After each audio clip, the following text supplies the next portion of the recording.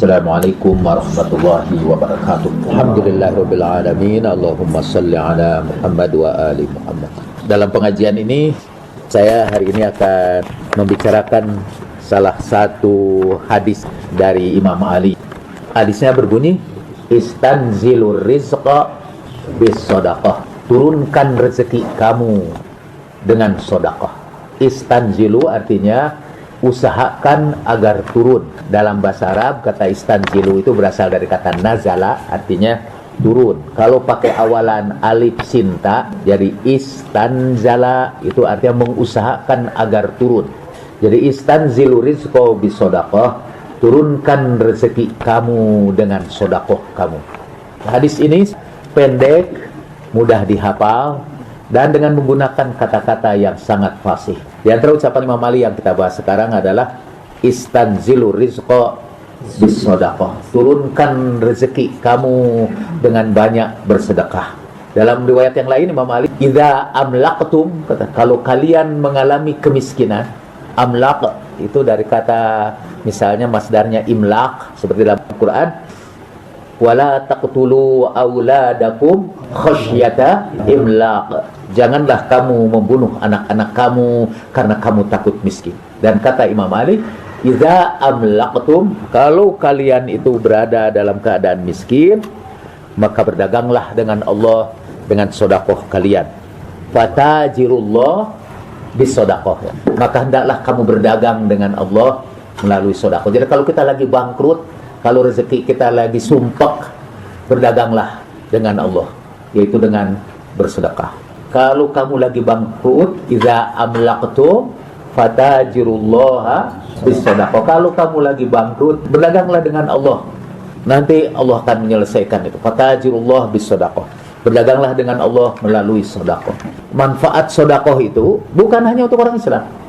Orang-orang beragama lain juga menjelaskan tentang pentingnya bersedekah itu. Di sini saya sebutkan bahwa kata sedekah di dalam bahasa Ibrani itu disebut sedekah.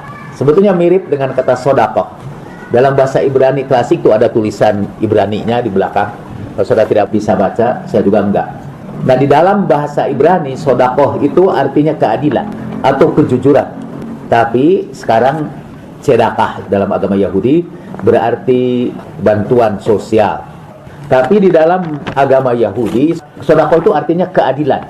Kalau orang bersedekah menurut agama Yahudi, sedekah itu bukanlah kewajiban agama yang merupakan belas kasih kita kepada yang lain, tapi lebih banyak untuk menegakkan keadilan.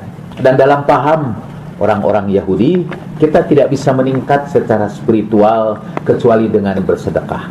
Tapi pada umumnya orang Yahudi, karena yang kemudian diikuti oleh orang Kristen, membayarkan 10% untuk sedekah itu. Jadi sedekah, istilah Yahudi atau Nasrani itu sama dengan zakat dalam kalangan kaum muslimin.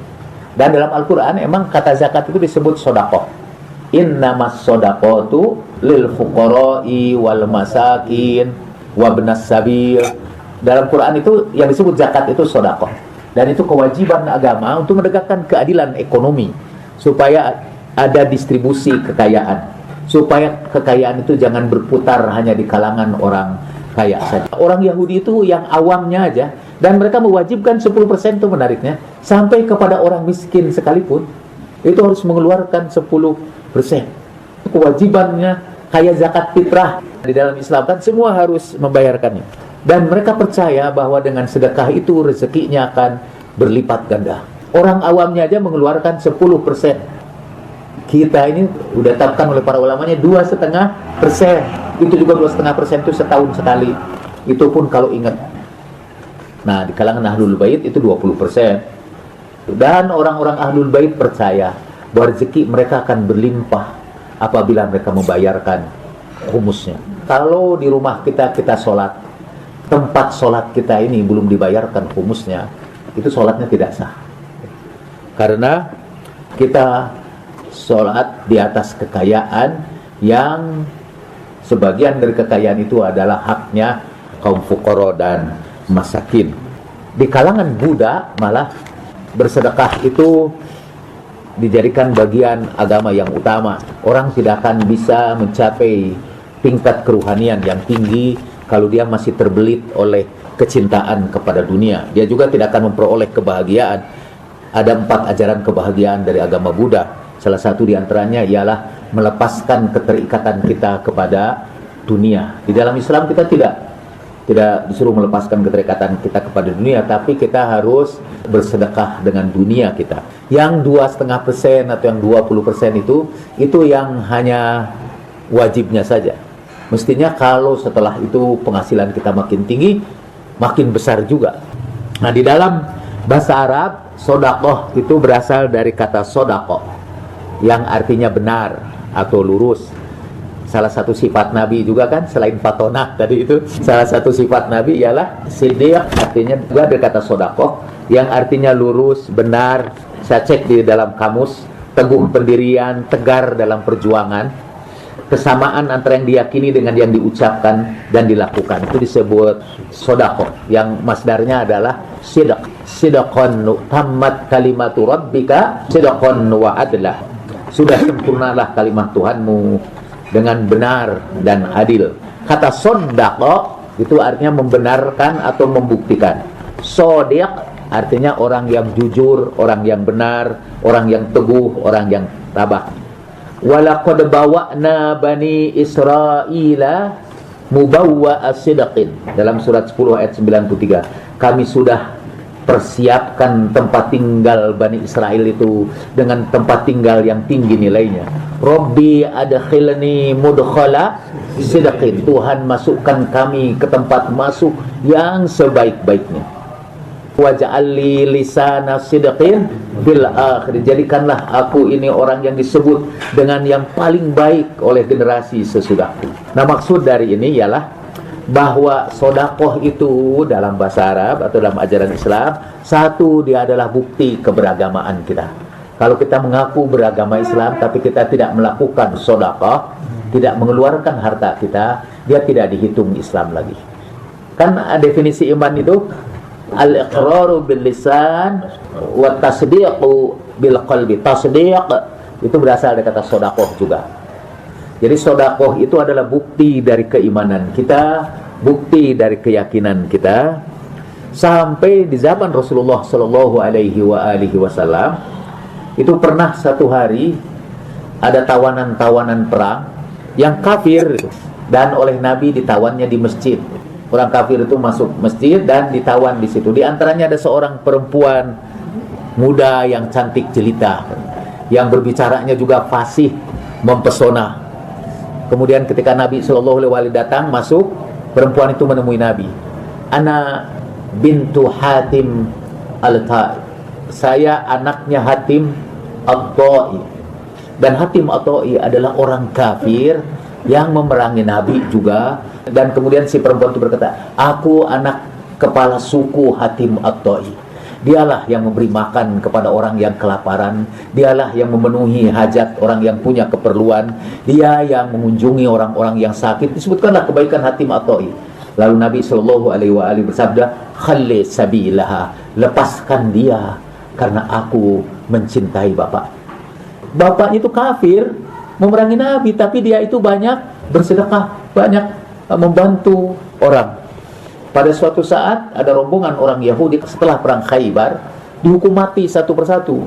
Barisan orang Yahudi itu dihukum mati satu persatu, dimasukkan ke lubang gitu, karena pengkhianatan mereka yang berkali-kali. Tapi tiba-tiba malaikat Jibril turun. Kata malaikat Jibril, Assalam yuqri'ukas salam. Nama Allah itu Assalam. Sehingga kalau kita mengucapkan Assalamualaikum artinya Allah beserta kalian. Assalam yuqri'ukas salam.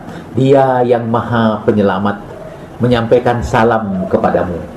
Dan dia meminta agar engkau bebaskan salah seorang di antara Yahudi itu. Karena Yahudi itu adalah orang yang paling dermawan di tengah-tengah kaumnya. Rasulullah Shallallahu Alaihi Wasallam kemudian mendekati Yahudi itu.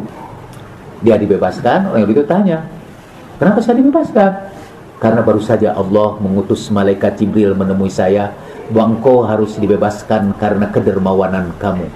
Lalu kata orang Yahudi itu, jadi Tuhan kamu senang kepada orang dermawan? Iya, kata Rasulullah. Dan dia pun masuk Islam setelah itu. Jadi dia senang bahwa Tuhannya Islam itu senangnya kepada orang yang Dermawan itu orang Yahudi, dia dibebaskan karena kedermawanannya. Kata Nabi Shallallahu Alaihi Wasallam, as-sahi, orang yang dermawan itu dekat dengan Allah, dekat dengan manusia. Dan orang dermawan pasti dekat dengan manusia. Tidak dekat juga orang-orang mendekat dia. As-sahi itu qaribun minallah, qaribun minan nas, wa ba'idun minan nar. Tapi dia jauh dari neraka. Al-bakhil, kata orang bakhil itu jauh dari Allah, jauh dari manusia, dan dekat dengan neraka. Insya Allah. Kadang-kadang orang diselamatkan, ya. Sekali lagi di situ Tuhan mengajarkan pluralisme kepada kita. Seakan-akan Allah berkata, kamu itu kalaupun bakhil, sok sanajan Islam, walaupun kamu itu Muslim, kamu ke neraka. Kalau kamu bakhil itu. Tapi ini orang Yahudi, karena dia dermawan, dia masuk surga. Yang membingungkan para ulama ialah Hatim At-Ta'i. Nanti salah seorang keturunannya Ustaz lahir di Spanyol, di kota Murcia, namanya Ibn Arabi. Ibn Arabi itu At-Ta'i, jadi keturunan dari Hatim At-Ta'i. Hatim At-Ta'i itu terkenal karena kedermawanannya, sehingga ada jadi legenda, jadi cerita lah. Misalnya pada satu saat dia kedatangan tamu dan dia tidak punya apapun untuk menjamu tamunya, dan dia selalu menyembelih binatang untuk menyambut tamu, tapi dia tidak punya apapun, tidak ada ternak dan sebagainya. Akhirnya kuda kesayangannya itu dia sembelih untuk menjamu tamunya. Karena kedermawanannya itu sampai jadi peribahasa dalam bahasa Arab, dia dermawan seperti Hatim At-Ta'i. Tapi dia kan kafir, tidak masuk Islam. Kata para ulama itu, para ulama bingung. Ulama yang tidak menganut pluralisme. Misalnya dalam tafsir Al-Maraghi, Ustaz, bisa dibaca, kata ulama itu, nanti Hatim At-Ta'i karena dia kafir, dia tetap masuk neraka. Tapi dia ditempatkan dalam sebuah rumah di neraka itu yang ber-AC. Jadi neraka fireproof. Jadi dia tahan api. Api tidak mengganggu dia, bahkan udaranya dingin, nyaman, dan makanan disediakan setiap harinya. Jadi tengah-tengah neraka itu ada surga juga. Itu surganya Hatim At-Ta'i. Jadi kata para ulama, udah selesai, para ulama itu mengatasi persoalan itu. Karena dia kafir tetap masuk neraka, tapi karena dia amal baik, dia punya istana di neraka. Dulu sodakoh di dalam Al-Quran. Nanti bisa cek ayat-ayatnya di rumah. Satu, sodakoh itu bisa jadi kifarat terhadap perbuatan dosa. Ibadah-ibadah kita yang keliru itu ditembusnya dengan sodakoh. Misalnya, kalau dalam puasa itu kita tidak bisa menjalankan puasa, maka dalam Al-Quran, wa 'alal ladzina yutiqunahu fidyatun ta'amu miskin. Kalau dalam haji kita melanggar beberapa aturan di dalam haji, itu tembusannya itu harus dengan bersodakoh. Puasa 10 hari kata Al-Quran, kalau haji kita keliru atau umroh kita keliru, atau pada waktu umroh, pada waktu ihram kita tinggal di bis yang dinaungi, di atasnya kita harus menebus dosa itu dengan bersedekah. Jadi sedekah itu menjadi tebusan. Kalau ada orang melanggar ketentuan puasa, dia harus memberikan sedekah, memberi makan kepada 60 orang miskin. Banyak bersedekah itu menebus banyak dosa kita. Terus kifarat majelis. Kalau kita berkumpul gini, kata Al-Quran, kumpulan kita, ngobrol kita semua jadi dosa. Kecuali la khairu fi katsirin min najwakum illa man amara bis shadaqah, dalam surat An-Nisa 114. Gak ada baiknya itu kamu ngaji itu, kumpulan ngaji itu. Gak ada baiknya. Kecuali kalau dalam majelis itu illa man amara bis sodakoh, kecuali dalam majelis itu menganjurkan sodakoh. Kalau jadi majelis yang mulia karena selalu ada sodakohnya. La khairu fi katsirin min najwahum illa man amara bis sodakoh. Tidak ada baiknya banyaknya obrolan mereka itu kecuali kalau di dalamnya ada perintah bersodakoh. Dan Nabi Shallallahu Alaihi Wasallam ketika dakwahnya yang pertama, beliau suruh Imam Ali memasak makanan. Pada waktu turun ayat wa anzir ashiratakal aqrabin, Nabi menyuruh mereka itu menjamu dulu dengan makan, dengan minum, baru setelah itu beliau berdakwah. Sama seperti kita juga, makan dulu kemudian baru berdakwah. Dan kita melanjutkan tradisi yang didakwahi Nabi. Kemudian nomor 3, jalan untuk diterima taubat. Surat At-Taubah ayat 104. Supaya taubat kita diterima, kita harus bersedekah. Jadi sedekah itu jalan untuk diterima taubat. Nomor 4, dilipat gandakan kekayaannya dan pahalanya. Yamhaqullahu riba wa yurbis shadaqah. Allah menghancurkan harta dari riba, tetapi akan memberkati dan melipat gandakan sedekah. Dilipat gandakan kekayaannya. Dalam Al-Hadid itu ayatnya, kemudian Allah lipat gandakan kekayaannya dan pahala. Yang kelima, menghapus kesalahan. Surat 2 ayat 271 dalam Al-Qur'annya, menghapuskan kesalahan. Yukaffir anhum sayyi'atihim. Allah hapuskan kesalahan-kesalahan mereka sebelumnya dengan bersedekah itu. Satu-satunya cara yang paling efektif untuk mensucikan diri itu dalam Al-Quran, khudh min amwalihim shadaqatan tutahhiruhum wa tuzakkihim. Ambil dari mereka sedekah mereka, karena dengan sedekah itulah Allah sucikan mereka dan Allah bersihkan mereka. Jadi kalau kita mau mensucikan diri, kita harus bersedekah.